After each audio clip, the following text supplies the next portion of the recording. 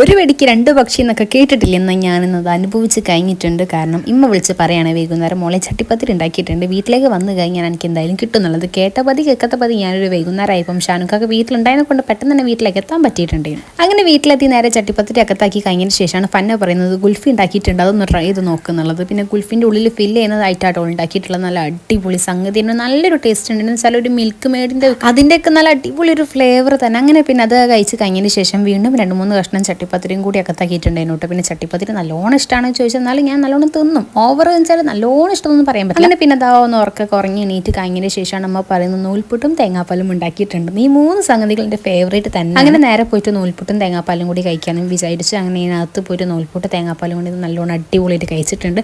ഉച്ചക്ക് ചോറ് തിന്നാത്തതുകൊണ്ട് തന്നെ നല്ല വിശപ്പുണ്ടായിരുന്നു. പിന്നെ അത് കഴിഞ്ഞ് ഇക്കാക്ക വന്നതിൻ്റെ ശേഷം ഗുൽഫി കട്ട് ചെയ്യുന്നത് ഈ ഉള്ളിലുള്ള ഫില്ലിംഗ് ആണ് ഞാൻ നേരത്തെ കഴിച്ചിട്ടുള്ളത്. അങ്ങനെ പിന്നെ ഇക്കാക്കും കൊടുത്ത് ഞങ്ങൾ ഇങ്ങനെ നേരെ വീട്ടിലേക്ക്. അപ്പം ഇങ്ങനെ നേരെ വീട്ടിലേക്ക് വീഡിയോ ഇഷ്ടപ്പെട്ട ലൈക്ക് ഷെയർ